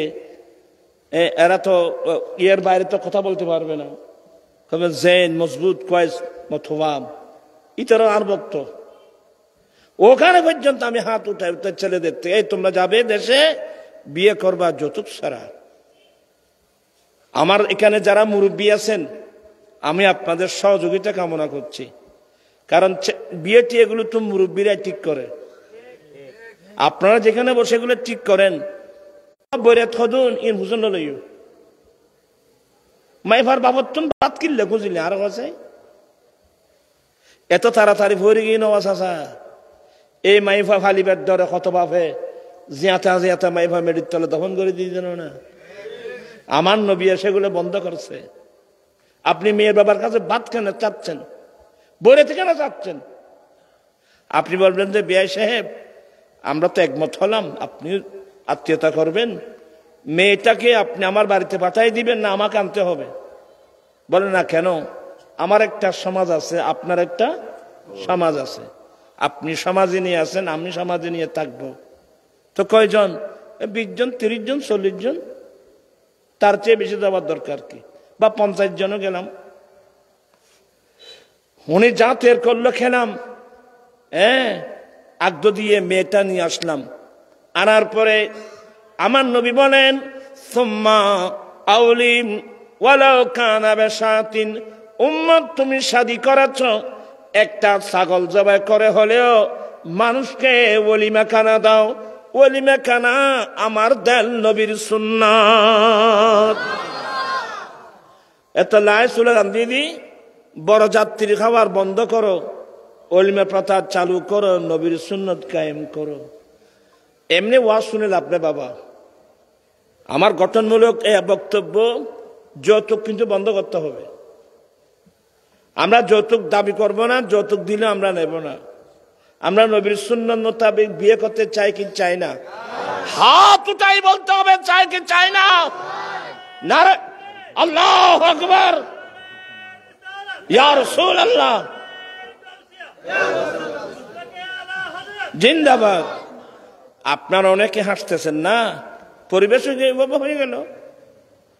এই ফারার মধ্যে দেখেন না, অনেক গরিব গরিব মেয়েরা উপযুক্ত, যৌতুকের কারণে মেয়েদের বিয়ে হচ্ছে না। কত মেয়ে স্বামীর ঘরে গিয়ে লাঞ্ছনার শিকার হচ্ছে। তো এত ওয়াজগুলো যায় কোথায় আমাকে বলেন তো? আসন্ন হিরো হঠাৎ বাজি আজ এমনিবাদী ডাকা তোমার তোমরা গ্রেপ্তার বলবে। আর অসুখ্য মানুষ এ হঠাৎ বাজি 11 বাজের জন্য হাসান আসছে, তোমার বাচ্চা হয়েছে লাগবে দেরি তাড়াতাড়ি বলে না বা। আমি আর কথা বাড়াচ্ছি না, এখানে আরেকটা ওয়াজ করব। এমনি ওয়াজ এগুলো করে কোনো লাভ নেই। একটা হলো, তোমরা যারা বিয়ে করো নাই, বিয়ে করার আগে স্ত্রীর হক কি এই জ্ঞান অর্জন করা তোমাদের জন্য ফরজ। মেয়েদেরকে বলছি, স্বামীর ঘরে যাওয়ার আগে স্বামীর হক কি এই জ্ঞান অর্জন করা মহিলাদের জন্য ফরজ।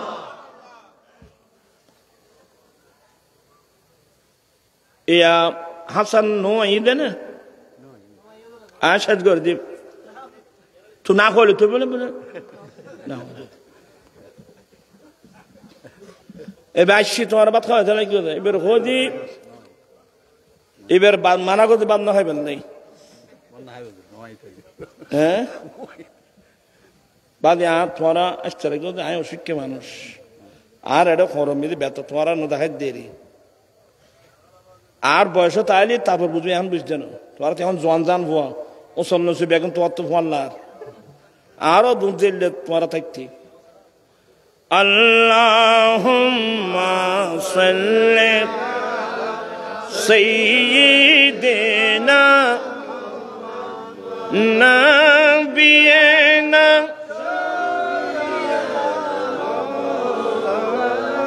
বন জঙ্গলার বাক হরিণে চিনিল দয়াল নবীকে হর মানব হয়ে চিনিলি না রে দুঃখ রইল মনেতে। আল্লাহুম্মা সাল্লি সাইয়্যিদিনা নাবিয়িনা।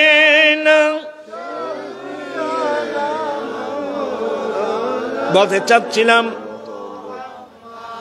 আমার দয়াল নবী আরফাতের মাটি দাঁড়িয়ে কি বলছিলেন, এ আমার পুরুষ উম্মত ইন খন অফিসে না কারণ কি করতে রানি অধিকাংশ গরম এটি জামাই বউরে বাঁধির মতো ব্যবহার করে। আমার ভাইয়েরা তো দাম্পত্য জীবন সুখীময় হবে কোত্থেকে? বলতে চাচ্ছিলাম আমার আরাফাতের মাটি দাঁড়িয়ে বলছিলেন, হে আমার পুরুষ উম্মত, তোমাদের উপর তোমাদের স্ত্রীর কতগুলো অধিকার আছে, হক আছে। 1 নম্বর হক আখাফতুমুহুন্না বিআমানিল্লাহ, তোমাদের স্ত্রী এটা তোমাদের দাসী নয়, এটা তোমাদের বাঁধি নয়, এটা আল্লাহর দেওয়া একটা আমানত। সুবহানাল্লাহ, আল্লাহু আকবার। আমার ভাইয়েরা, আমাদের দেশের মহিলারা তো এগুলো বুঝবেও না, জানবেও না। আমাদের দেশে হিন্দু ধর্ম আছে না, মানুষ কত মরা ধরা মানুষ হিন্দু ধর্ম আছে না। হিন্দু ধর্মের মধ্যে তাদের ধর্ম মোতাবেক নাকি স্বামী নাকি দেবতা তুল্য, স্বামী নাকি দেবতা তুল্য। নাউজুবিল্লাহ বলবেন না? তোর আর্মি কেছ তুই তুন বই ফরত তুই আরো হসাই এনসাইক্লোপিডিয়া ব্রিটানিকা, কি নাম বললাম? এনসাইক্লোপিডিয়া ব্রিটানিকা এটা ইংরেজিতে লেখা হয়েছে, এটা বাংলা একাডেমি এটা বাংলা ভাষায় রূপান্তর করছে। ওখানে লেখছে যে ইন্ডিয়ার এখনো এমন এমন গ্রাম আছে যে গ্রামের মধ্যে স্বামী জুয়া খেলার মধ্যে নিজের স্ত্রীকে দিয়ে বাজি ধরে। আশ্চর্য হয়ে যাবেন আপনারা। আসলে ইন নবুঝে তো ইসলাম নবুঝতে লাগবে, এনে বুঝতে লাগবে না বেগুনি ক্ষেত্রে। তো বেয়াদবি মাফ করবেন, তো জুয়া খেলার মধ্যে যদি হেরে যায় শর্ত মোতাবেক নিজের স্ত্রীকে বলে আমি তো ওয়াদা দিয়েছি 3 দিনের জন্য তুই একটু ওখানে চলে যা, আর সে হেরে গেলে তার ওয়াইফ আমার। তো আমার আশ্চর্য লাগলো যে এগুলো তো হিন্দু ধর্মের মধ্যে স্বামী নাকি স্ত্রীর দেবতা তুল্য, যার কারণে স্বামীর এই অন্যায়ের বিরুদ্ধে প্রতিবাদ করার কোনো অধিকার সে মেয়ের মধ্যে নেই। কিন্তু আমাদের ইসলাম ধর্মে মেয়েকে স্বাধীনতা দিয়েছে। আমার নবী কি বললেন?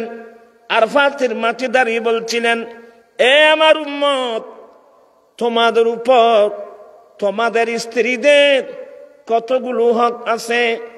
আখাযতুমুহুন্না বিআমানিল্লাহ। 1 নম্বর, তোমার স্ত্রী এটা তোমার দাসী নয়, তোমার স্ত্রীটা তোমার বাঁধি নয়, এটা আল্লাহর দেওয়া একটা আমানত। সুবহানাল্লাহ। এটা আল্লাহর দেওয়া একটা ফরিয়ার মাই ভাগরত ফাই তোমাতে জেল্লে মনে হইলে অসম্ভব, এটা আল্লাহর আমানত। সুবহানাল্লাহ ওয়া বিহামদিহি। এই মাই ফলের দাম কদ্দুর কিন্তু আরো কইতে পারি। আমার নবী বলেন তোমার স্ত্রী এটা একটা আল্লাহর আমানত। কেউ বেয়াদবি করবেন না, নবীর হাদিস আমাকে বুঝাতে হবে। ওয়াস্তাহালালতুম ফুরুজাহুন্না বিকালিমাতিল্লাহ। তার লজ্জাস্থান ব্যবহার করা তোমার জন্য হালাল করা হয়েছে আদের মাধ্যমে। স্ত্রীর মোহরানা দিতে হবে, স্ত্রীকে রাখার জন্য ঘর দিতে হবে, স্ত্রীর পোশাক দিতে হবে, স্ত্রীর খোরাকে দিতে হবে। কতটুকু? বিল মারুফ, একেবারে উন্নত মানের না, একেবারে নির্মমানের না, মধ্যম পন্থায়। সুবহানাল্লাহ। আমি বারবার এগুলো ওয়াজ করি যে বিয়ে করার আগে, যে তুমি যদি বিয়ে করো, বিয়ে করার আগে স্ত্রীর হক কি কি এগুলো এই জ্ঞান অর্জন করা তোমার জন্য ফরজ, আমার জন্য ফরজ। আর মেয়েদেরকে বলছি, মেয়েরা স্বামীর ঘরে যাওয়ার আগে স্বামীর হক কি কি এই জ্ঞান অর্জন করা ফরজ। বুখারী শরীফের রওয়ায়াত বললে দেরি হয়ে যাবে। একজন মদিনার আনসারী মেয়ে আমার নবীর কাছে আসলো। আমার নবীর কাছে এসে সালাম দিলেন, ইয়া রাসূলুল্লাহ, ইয়া হাবিবাল্লাহ, আমার এখনো বিবাহ শাদী হয় নাই। ওর মন খেয়াল দিয়ে আমি কি আছে না? এই মেয়েটা বললেন, ইয়া রাসূলুল্লাহ, আমার এখনো বিয়ে শাদী হয় নাই, বিবাহের প্রস্তাব আসছে, আমি হ্যাঁ না কিছু বলি নাই, কারণ ইয়া রাসূলুল্লাহ আমি স্বামীর হক সম্পর্কে কিছুই জানি না। এই জন্য আগে ভাগে আপনি নবীর কাছে আসলাম, আপনি একটু বর্ণনা করুন স্বামীর হক কি কি। আমি শুনব, শিখব, গবেষণা করে দেখব আমি আমার স্বামীর হকগুলো আদায় করতে পারবো কিনা। যদি আমি আমার স্বামীর হক আদায় করতে পারবো মনে হয়, তাহলে আমি স্বামী গ্রহণ করব, নতুবা আমি আল্লাহর প্রেমে জীবন কাটিয়ে দেব। আচ্ছা, এই মন মানসিকতার মাই বর্তমান সমাজত আর কি সংসার করে বসবাস করে বাদে আর কিচ্ছু করতে পারে আর নেককার ভাই করতুন। বড়জনকে ইজ্জত করতে হয় এ ফলে জানে, ছোটদেরকে স্নেহ করতে হয় আমরা কয়জনে জানি। এলমে দিন যাকে বলে কোন কোন পুরুষকে দেখা দেওয়া হারাম। আচ্ছা মাই বলে তো মুসল্লা চাই খন খন মরতোয়ারে দেখা দেন হারাম। মহিলারা জানবে কোত্থেকে আমরা মেয়েদেরকে এগুলো পড়াই না, অথচ এগুলো ফরজ। কোন কোন পুরুষকে দেখা দেওয়া হারাম, কোন কোন পুরুষ তাকে বিয়ে করতে পারবে না, এগুলো অর্থাৎ এক কথা এলমে দিন যাকে বলা হয়, যে এলমে দিন অর্জন করা আমাদের উপর ফরজ, প্রত্যেক নারী পুরুষের উপর ফরজ। এগুলো না থাকার কারণে মসজিদটা, এটা মসজিদ না, মসজিদটা অনেক সুন্দর। ফজরের জামাতে কয়জন? এত মাথায় বড় গিয়ে ইমাম সাহেব আছে না? হই আমরা মুক্তি কজন না ভাই? দুইজন তিনজন। আফসোস আর ঘরত ব্যস্ততা, আর ঘরত নিয়ামতের ভান্ডার, আর আর ফল ভরে ভরে গুমজার। এটা মাহফিলিন দিল আপান কি একবার মাহফিলি বন্ধ করে দেবই খাইয়ের খোঁটা গুমজা গুজে পাইব। তাও ব্যস্ত যাইব এক দুধ দিয়ে বলে হ্যাঁ দুধ ডিম দিয়ে এক গোলা বদল করে ডিম দিয়ে দুধ এক ব্যস্ত থাকছেন বই। আমার ভাইয়েরা, এই যে মসজিদ এটা একটা জান্নাত। এটা কি? আমার নবীর হাদিস মোতাবেক মসজিদ একটা জান্নাত। এগুলো আমার দয়াল নবীর উসিলায় পেয়েছি। জয়লাত লিয়াল আরদু মসজিদাও ওয়া তাহুরা।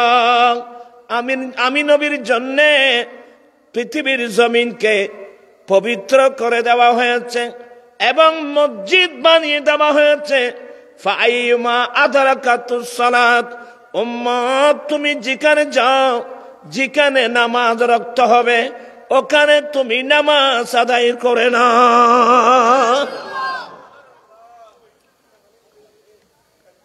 তোরা আজ গড় গড় গড় গড় কিলে গড় দাঁড় আছে।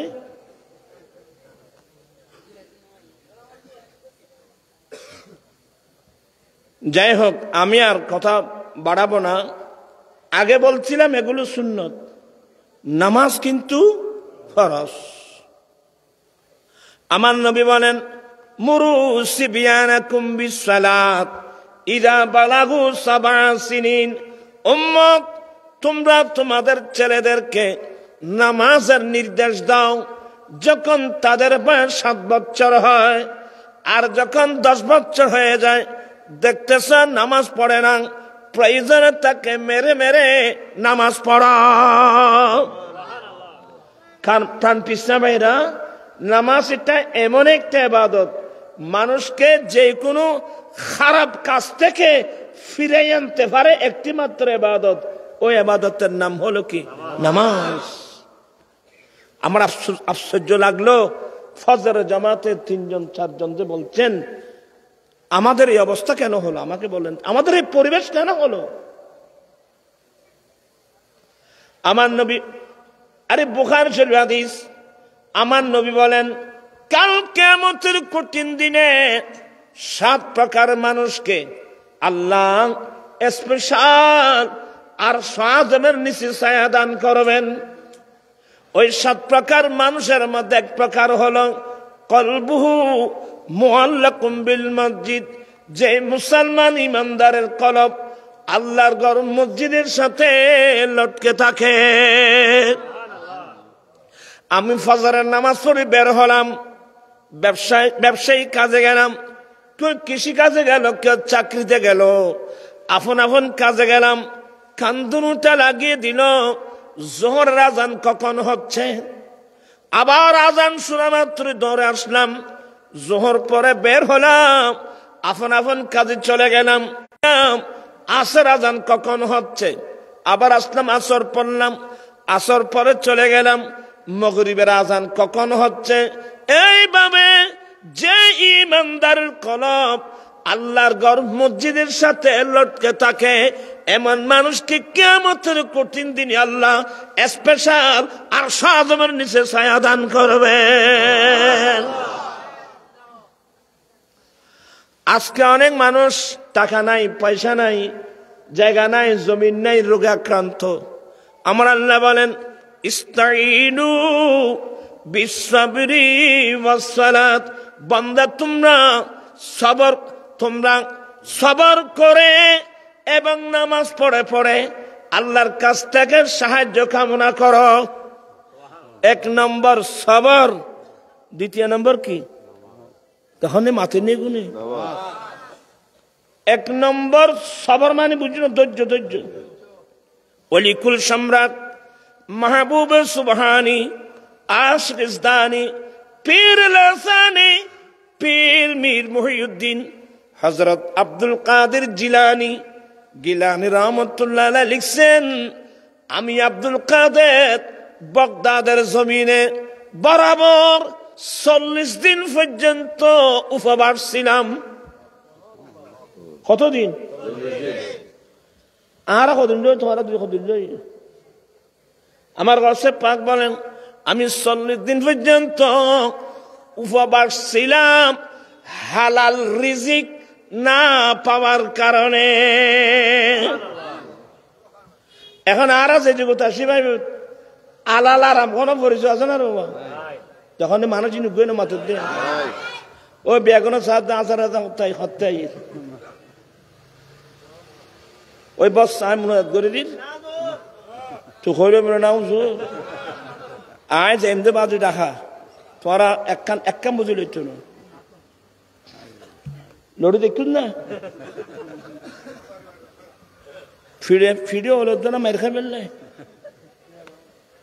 এ আয় কি হজম চাইলাম তো ভরে গিয়ে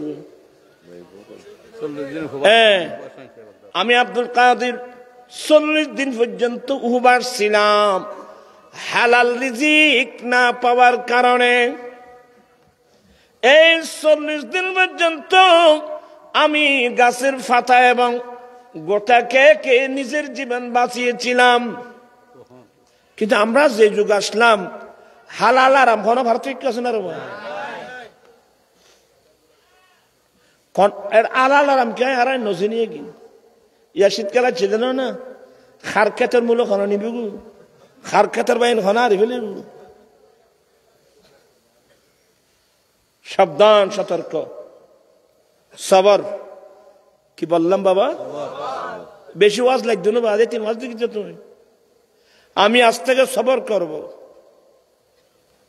আমি উপবাস আমার দেশের মধ্যে দুর্ভিক্ষ চলতেছে ইনু ব্যাখ্যা দিলে তোমার আশ্চর্য হতে হবে। আমার দেশের দুর্ভিক্ষ চলছে আমি উপবাস আমি যে মানুষ উপবাস হই না কেন আমি চুরি করতে পারবো না ফরের হক আমি খেতে পারবো না আমি খুঁজে নিতে পারবো।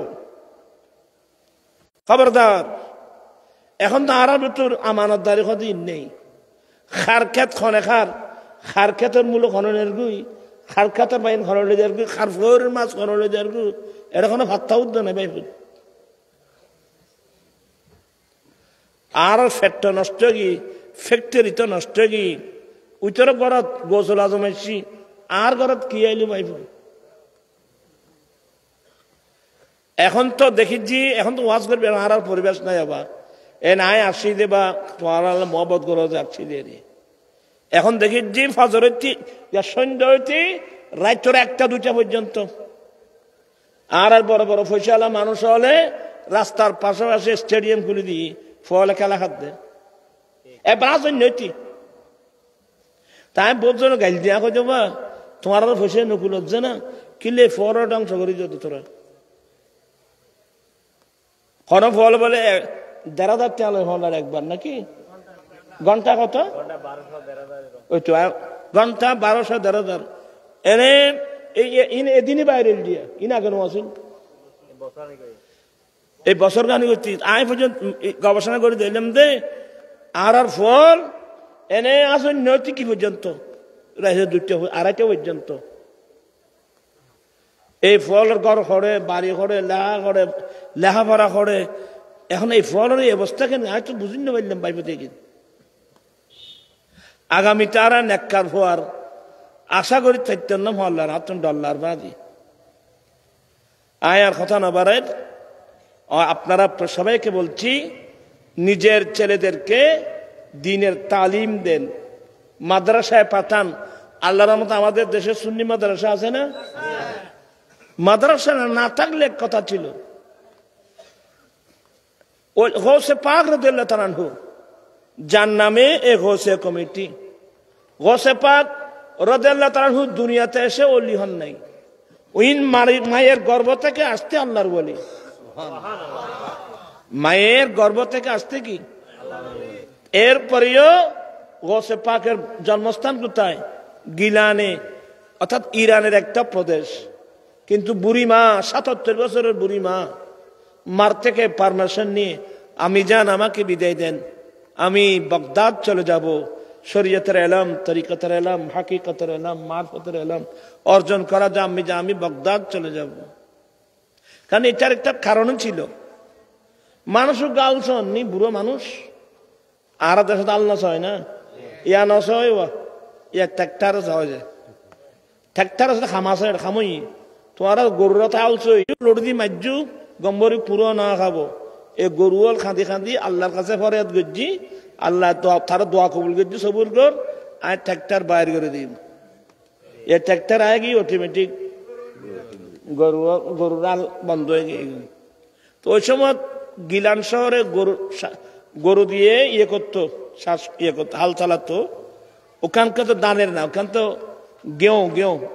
গমের শ্বাস। তো আমার গৌসে পাকের বয়স তখন 17। ওনার ইচ্ছা, একটা শৌক আর কি, আজকে দেখে আমি একটু হাল চালাবো। আমার গৌসে পাক মাত্র 17 বছরের বয়স, নাঙ্গলের কুটি যখন ধরলেন, মোল্লা আলী কারি লিখতেছেন, শেখ মুহাক্কিক দেলভি লিখতেছেন, গরু দুটা মুসর দিয়ে আমার গৌসে পাককে সামনে নিয়ে দাঁড়ালেন। গরু দুনু মুসর মারি গৌসে পাকের সামনে থেকে আরবি ভাষায় কথা বলছেন, মা লিহাদা খুলিকতা ওয়ালা বিহারদা উমিরতা ইয়া মুবারক, হে বরকতময় ছেলে, আপনাকে এই কাজের জন্য বানানো হয় নাই, আপনাকে এই কাজের নির্দেশ দেওয়া হয় নাই। আমার গৌসে পাক বলেন, আমি এই কথাগুলো শুনে আমি ভয়ে দৌড় দিলাম। এক দৌড়ে গিয়ে আমি আমার ঘরের ছাদের উপর দাঁড়ালাম। আমি আব্দুল কাদের আমার ঘরের ছাদের উপর যখন দাঁড়ালাম, আমি ওখান থেকে ডাইরেক্ট মক্কায়ে মুআজ্জামার মাঠ, আরাফাতের মাঠ দেখতেছি। হাজার হাজার হাজুল হারামাইন হজ করতেছে, লাব্বাইক আল্লাহুম্মা লাব্বাইক লাব্বাইক লা শারীকা লাক লাব্বাইক ইন্নাল হামদা ওয়ান নি'মাতা লাকা ওয়াল মুলক লা শারীকা লাক। হাজি হাজার হাজার হাজুল হারামাইন, সবার চোখে পানি। সিলাইবিহীন একটা কাপড় পরছে, একটা গায়ে দিল, সবাই আল্লাহর কাছে কাঁদছেন। এই দৃশ্যটা দেখে আমি নেমে আসলাম, আমি জানের সামনে গেলাম। আমি জান, এই মামলা এখন আমার অন্তর চাচ্ছে, আপনি আমাকে একটু পারমিশন দেন, আমি বাগদাদ চলে যাব, আল্লাহর আরফিনদের সাথে সাক্ষাৎ করব।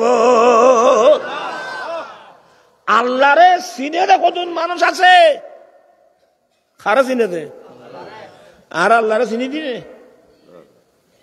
হায় হায় হায় হায়, এই খবরস্থানত জান পড়বে ভাইব, তেড়ে গেলে কি দিবি, ফিডা খাবি? ভাবিয়া করিও কাজ, করিয়ে ভাবিও না। আমি জান, আমি এভাবে আমি এলম অর্জন করার জন্য চলে যাব। হ্যাঁ বাবা, গোসল করে আসো। আমার গৌসে পাক মারা গিয়ে, গৌসে পাকের আব্বা মারা গিয়েছে, তখন গৌসে পাক নাবালক ছিল। ওনার বাগে 40টা দিনার পড়ছিল। উনি নাবালক হওয়ার কারণে আম্মি জান নিজের কাছে হেফাজত করেছিল। বাবা, আমি তো এতদিন তোমার বাবা থেকে প্রাপ্ত তরখা আমি হেফাজত করেছিলাম। তুমি যখন বাবা এলমে দ্বীন অর্জন করার জন্য বাগদাদ যাচ্ছ, আমি আল্লাহর হাওলা করলাম তুমি বাগদাদে গিয়ে এলমে দ্বীন অর্জন করে আবার বাগদাদ গিলান শহরে ফিরে আসলে আব্বা আমার সাথে তোমার আর দেখা হবে না, তোমার আর আমার দেখা হবে কিয়ামতের মাঠে। নাও এটা নাও, তোমার হকগুলো তুমি নিয়ে যাও। দেখেন, ছেলের হক মা খাই নাই, তোমার হকগুলো তুমি নিয়ে যাও। আর যাওয়ার সময় একটি মাত্র নসিহত, বাবা তুমি যেখানে যাও যত বড় মুসিবতের সম্মুখীন হও, সাবধান বাবা কোনদিন মিথ্যা কথা বলবা না। একখান ওয়াজ হওয়া অবুজ যেটা দেবেছ, যত বড় বিপদত ফর না কেন কোনদিন মিছা কথা নহইও।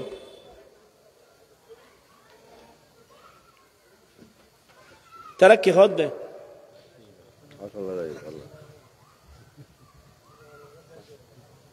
ওই বস আর ওয়াজ শেষ কোন করলি না না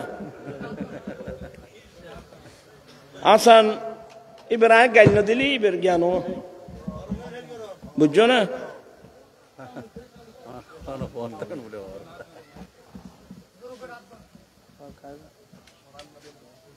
ওই আর বা হাসান আছে যুগ নারানো দিবে তোরা উমতিক মারা ভাবি এখন আজ জুটুর জন্য রে নারায়ে তাকবীর আল্লাহু আকবার, নারায়ে রিসালাত ইয়া রাসূলুল্লাহ, নারায়ে গাউসিয়া ইয়া রাসূলুল্লাহ, আহলে সুন্নাত ওয়াল জামাত জিন্দাবাদ জিন্দাবাদ, আহলে জাহরায়ে রাকমত শুভেচ্ছা স্বাগতম। কিরে বা তুই আয় আবার ইয়া খতম যে শিক্ষা দি হ্যাঁ আয় ও এরা ব্যথা হচ্ছে তো সহ্য করতে পারে না। আয় এখন যে ইন্দাবার দেখা খালি মিটিং নাও না, ইতারা এখন বুঝছো না মারহাবা হবে আগুনে ওই এবে গরিব আল্লাহুম্মা আমিন। মাওলায়া সাল্লি ওয়া সাল্লিম দাইমান আবাদা আলা হাবিবিকা খায়রুল খালকি কুল্লিহিম। মাওলানা করিম গৌসে কমিটির বাইরা অনেক কষ্ট করে মাহফিলটা সাজিয়েছেন, আল্লাহ তাদের পক্ষ থেকে আমরা সবার পক্ষ থেকে মাহফিল কবুল করো। লাইটিং প্যান্ডেল স্টেজ তাবাররকাতের ব্যবস্থা কবুল করো। আল্লাহ গৌসে পাক রসুল আমাদের জীবনের গুনাহগুলো মাফ করে দাও, আমাদের মা বাবার গুনাহ মাফ করে দাও, সারা বিশ্বের মুমিন মুসলিম ভাই বোনের গুনাহগুলো মাফ করে দাও। আল্লাহ ফিলিস্তিন লবনান সিরিয়ার মুসলমানদেরকে হেফাজত করো। আল্লাহ জালেম ইসরায়েলকে নস্তনাবুদ করে দাও। আল্লাহ আমার আম্মি যেন সুস্থ, আয় আল্লাহ আমার আম্মি যেন সুস্থ, আমাদের আইয়ুব তাহিরের আব্বাও অসুস্থ, আমার বড় ভাইয়ের একমাত্র মেয়ে উম্মুল খাদ সাদিয়া সেও অসুস্থ। এভাবে অনেক আমি কয়জনের নাম আমাদের আমাদের আমাদের রাজবিয়া কমিটির জিওরির সভাপতি আমার ভাই জাকের হোসেন, তাকে নাকি ডেঙ্গু হয়েছে, আল্লাহ মেডিকেলের মধ্যে আছে। জাকের হোসেন আল্লাহ মেডিকেলের মধ্যে আছে, আল্লাহ তুমি সেবা দান করো। এভাবে আমার হৃদয়ের কি হ্যাঁ হৃদয় ছেলে অসুস্থ, আরো অনেক নারী পুরুষ ভাই বোন অসুস্থ। আল্লাহ তোমার কাছে ভিক্ষার হাত উঠালাম, আমরা দুনিয়ার কোনো মন্ত্রী মিনিস্টারের দিকে হাত টানি নেই। আল্লাহ আমাদের প্রত্যেকের দোয়া দরখাস্ত কবুল আর মঞ্জুর করো। আল্লাহ আগামীকাল আমরা যে মিটিং আছে এটা তুমি সাকসেস করে দাও। আজিজ গ্রামী আমার ভাই আহলে সুন্নাত ওয়াল জামাতের আমার ভাই অধ্যক্ষ হাসান রেজা সহ আহলে সুন্নাত ওয়াল জামাতের সমস্ত উলামা ইকরাম হায়াত দারাজ করো, অন্তরের মধ্যে ইখলাস দান করো। আল্লাহ সবাইকে পঞ্জগানা নামাজি বানিয়ে দাও, মা বোনদেরকে পর্দানশীন বানিয়ে দাও। আল্লাহ স্বামীর হক সিনার, আল্লাহ স্বামী স্ত্রীর হক বুঝার আমার রাজবিয়া কমিটিকে কবুল করো। আল্লাহ 25শে ডিসেম্বর ঐতিহাসিক ফটিয়া হাই স্কুল মাঠে রাজবিয়া কমিটির যৌতুক মাদক বিরোধী সমাবেশ, আল্লাহ ফেব্রুয়ারি মাসের 8 তারিখ লালদিঘির মাঠে যৌতুক বিরোধী সমাবেশ, আল্লাহ তুমি দারনার বাইরে কামিয়াবি দাও, আমাদেরকে আহলে সুন্নাত ওয়াল জামাতের আকায়েদের বতর রাখিও। بحق إن الله ملائكته يصلون على النبي يا أيها الذين آمنوا صلوا عليه وسلموا تسليما صلى الله على النبي الأمي وآله صلى الله عليه وسلم صلاة وسلام عليك سيدي يا رسول الله بحق لا إله إلا الله محمد رسول الله. السلام عليكم.